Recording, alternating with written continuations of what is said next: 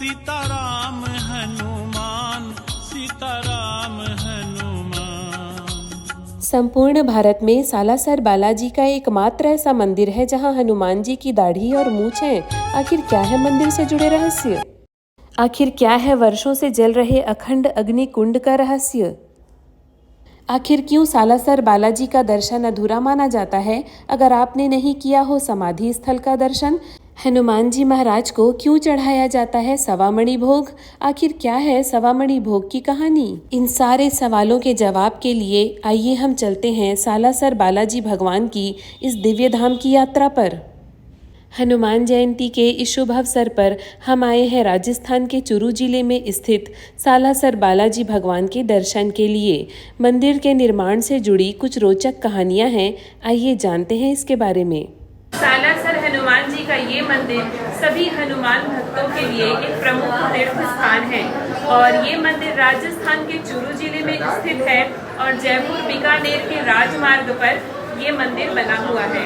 और इस मंदिर की इतनी मान्यता है कि यहाँ मन्नत के नारियल मात्र बांधने से भक्तों की समस्त मनोकामनाएं पूर्ण होती है। मंदिर में दर्शन करने के लिए बहुत अच्छी व्यवस्था की गई है। यहाँ सारे भक्त लाइन लगा करके खड़े होते हैं और उसके लिए इस तरीके से यहाँ डिवाइडर बनाए गए हैं और यहाँ दर्शन करने की बहुत अच्छी व्यवस्था है। अभी बालाजी मंदिर में हम परम भक्त श्री मोहनदास जी के समाधि स्थल पर हैं। इन्हीं के द्वारा ये मंदिर बनाया गया था और यहाँ पर जो भी हनुमान जी के दर्शन करने के लिए आते हैं वो परम भक्त श्री मोहनदास जी के दर्शन करने के समाधि स्थल में दर्शन करने के लिए भी ज़रूर आते हैं। बालाजी भगवान के यहाँ प्रकट होने के पीछे भी एक रोचक तथ्य है। सालासर में रहने वाले मोहनदास जी महाराज भगवान बालाजी के भक्त थे। उनकी भक्ति से प्रसन्न होकर एक बार बालाजी ने उन्हें सपने में दर्शन दिए और असोटा गांव में मूर्ति रूप में प्रकट होने की बात बताई।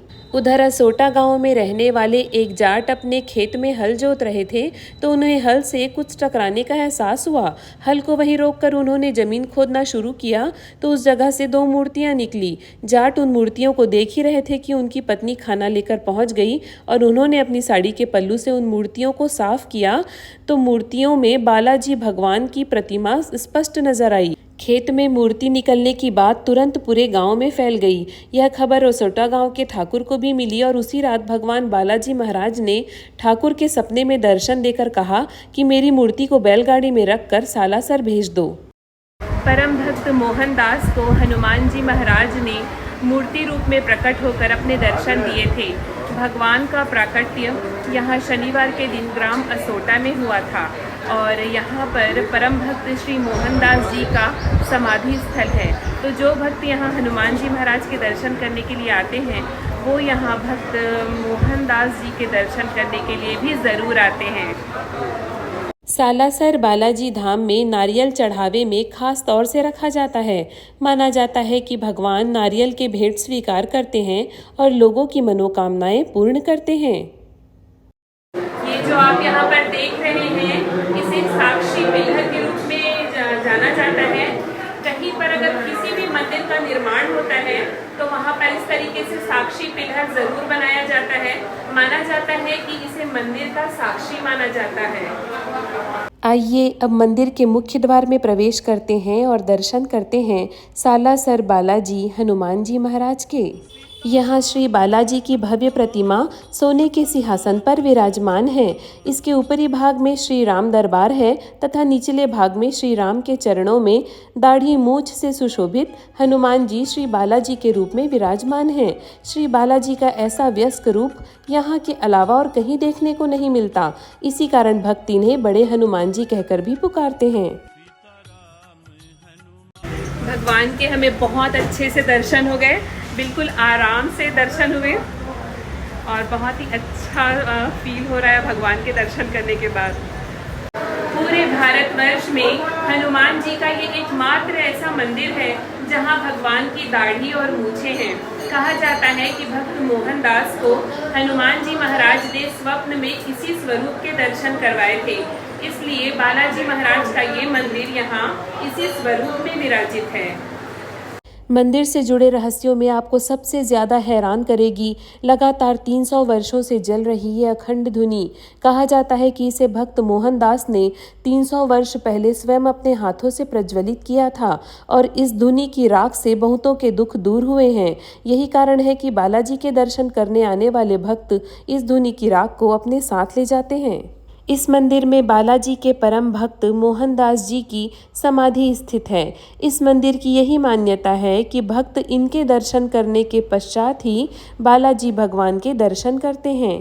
प्रत्येक मंगलवार और शनिवार को यहाँ भक्तों की भारी भीड़ रहती है। मान्यता है कि पूर्णिमा के पावन दिन यहाँ आने वाले सभी भक्तों की मुरादें पूरी होती हैं। यहाँ मुख्य रूप से हनुमान जी महाराज को सवा मणि भोग चढ़ाने की प्रथा है। सवा मणि भोग का कूपन आप यहाँ से प्राप्त कर सकते हैं। मंदिर के गर्भगृह के पास में ही यहाँ भगवान का भोग तैयार किया जाता है। मुझे सौभाग्य प्राप्त हुआ कि मैंने भोग गृह में जाकर देखा कि किस तरीके से प्रसाद बनाया जाता है। यहाँ शुद्धता का और सफाई का विशेष ध्यान रखा जाता है। यहाँ भक्तों की भारी भीड़ होती है, इसलिए यहाँ हजारों किलो लड्डू प्रतिदिन बनाए जाते हैं। सालासर बालाजी में हनुमान जी को मुख्य रूप से बाजरे के चूरमे का भोग लगाया जाता है।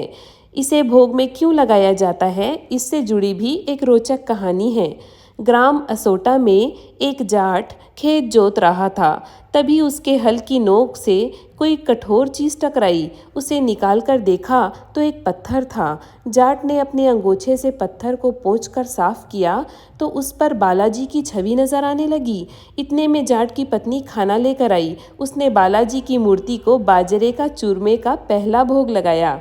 यही कारण है कि बालाजी को चूरमे का भोग लगाया जाता है।